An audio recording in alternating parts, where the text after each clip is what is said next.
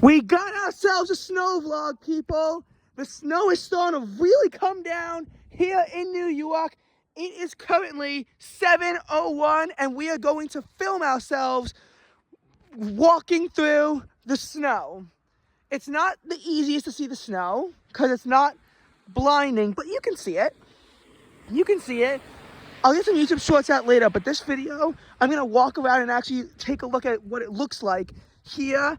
The snow is getting in my eyes, actually, so that's not good.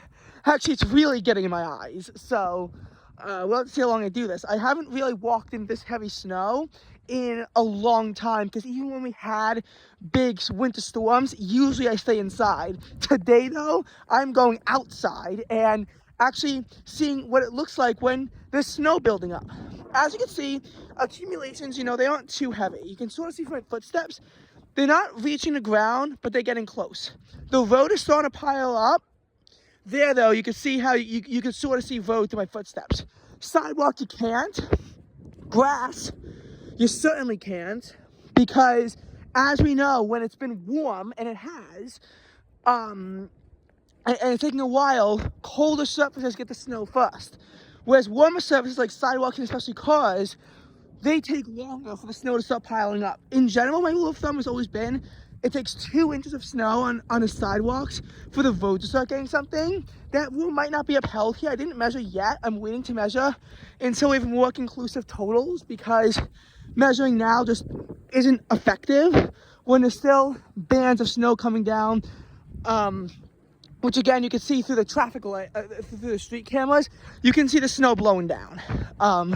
You can see it. You can see the reduced visibility. You can see that it's snowing outside from this vlog. Now, as for the weather, this could have been an even bigger winter storm if it was coming on the back end of a cold wave, or if colder air was in place before.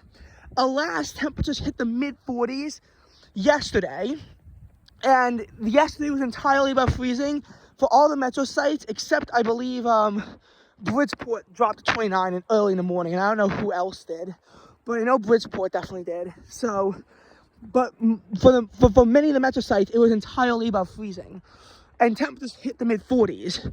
And then today, temperatures were upper 30s, lower 40s in the afternoon, and then it started to snow with temperatures in the mid-30s, and it was just like,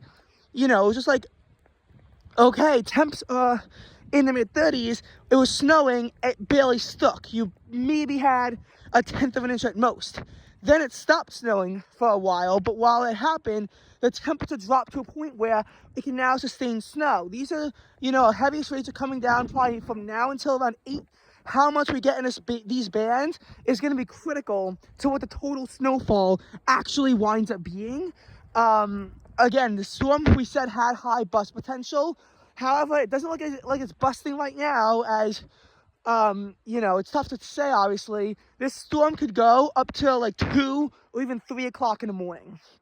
It has that potential to go to 2 to 3 in the morning.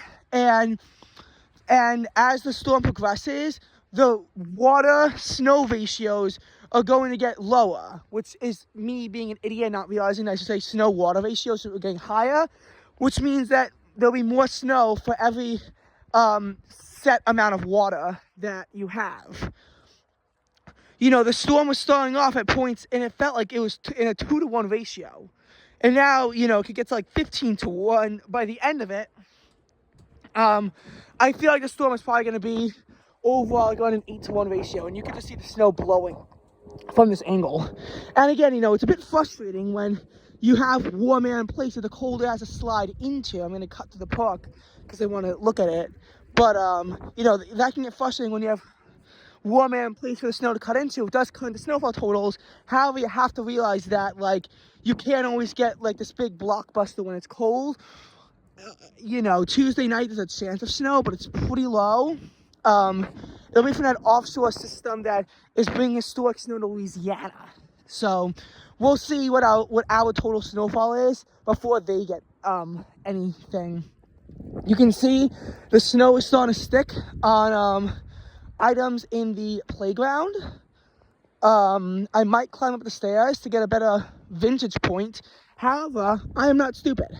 So I'm not climbing anything. I'm not sliding down anything. Oh, I'm not even going up this because it's slippery. Yeah, I almost just tripped.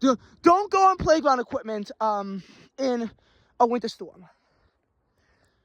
I mean, I'm used to slipping, but again, just be very careful. Snow is very slippery, and there's probably some sleet and maybe even a little bit of ice to make it even more dangerous, because even though there wasn't any, actual rain, the snow did start in a bit of a transitionary period. If you understand what I'm talking about on that side of things. So again, you can see conditions not great. What closures actually happen on Martin Luther King Jr. Day sort of depends on how much snow we actually get. And again, this period, as I said, is critical because from 6 to 10, but especially like 7 to 9, this is really going to determine how much snow we get during the storm. More snow, and obviously, more total accumulation. But if it doesn't come down as heavy as they predict, the bands aren't as heavy, then that'll significantly cut into accumulation. The final snowfall prediction was 5 inches for where I live, with a low end of 3 and a high end of 9. That was the final prediction before the snow. 5 inches. I'm personally leaning towards like in the 3 to 4 inch range, because oh my goodness, I know it's not a blizzard or a nor'easter, but god damn, it feels like it.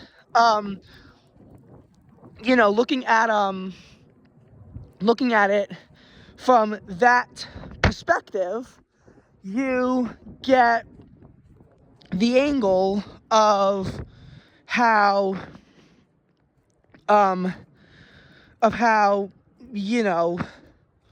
what was I trying to say? Well, first of all, it's blowing snow, so it's different from some of the previous storms. The snow wasn't blowing around, so if snow drifts that you got to be careful of when you're measuring. Second of all, just looking at it, it's just one of those things where it's tough to explain when you forget what you're trying to say. So I'm going to move on. This snow could be the biggest snowstorm in parts of New York City in 3 years since January 29th, 2022. Keyword, though, could be. Depends on the accumulations. The banding and how it sets up can really screw a location over.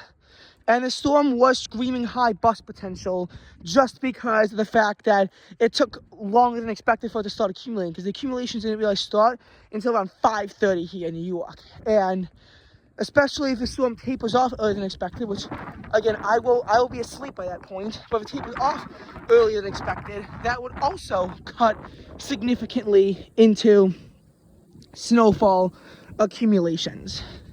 And that's what I'm, really getting worried about with this, in terms of how significantly can it bust. Now, my question also, to an extent, is how much snow already fell, because I didn't measure that yet for somewhat good reason. I didn't want to measure the snowfall yet because so much is coming down in one clip. It's not even like you can wait for a break. I would only do that if I'm going to sleep and I have no choice, but to at least know what we had at that point. But that's that. Again, some areas it looks like it's lighter than others, but it looks like the snow drifts haven't really happened too much yet. You don't really get this until you get to like a blizzard where you can have 3-foot drifts. You can have 3-foot drifts. So again, this looks like it's one of those storms where you have the window for snow. It's not great, but it's better than nothing. Could be our biggest storm in 3 years. Could be enough to really get a bit of a memorable storm, though that would possibly be just based on how piss poor our previous snowfall accumulations have been. But there still is, that chance. There still is that chance of a good storm. Now, the Eagles won today, and they won in a snow game, so it's a tribute to them. Even though my hand is effing freezing, I did write Eagles in the snow as a tribute to them winning. But, snow it's just one of these things where whenever you have a warm front crashing into a cold front, there's always that question of is it snow, is it rain, or whatnot. And again, it's just because of where the Arctic air is when it's colliding. In this case, we're lucky it collided quickly, because if it was after the storm, this would all be rain. But this should, again, boost our seasonal snowfall totals to the extent. We don't know the extent. We don't know the extent of to how much it's going to boost our totals. We'll find out by tomorrow how much it's going to boost our totals. But this could bring us close to the average in theory, although in practice I doubt it, just because of what of how far below we'll be. But it will help out January snow totals. It'll also help out January precipitation totals, because, you know, it's always been in winter. It's always been warm and wet. And whenever it snows, it's still warm. So it's always cut into accumulations. And then this winter, it's starting to become where, you know, it's actually not warm and wet. It's cold, but it's also dry. And it's problematic, because then you look at the drought and how badly our drought situation has escalated, you know, in the last 6 months, 5 months, really. Because you look at September and how we didn't have a whole lot of precipitation there. You then look at October and there was barely anything. November and December had some wet periods, although they usually coincided with warmth. January so far, very dry. So even though there's been some snow, not a ton of precipitation. And this storm could finally be, you know, a much needed precipitation booster for our area. Snow booster to boost up accumulations, bring them closer to average. Because here's the thing, I don't think February's gonna be a good month for snowfall. I just don't.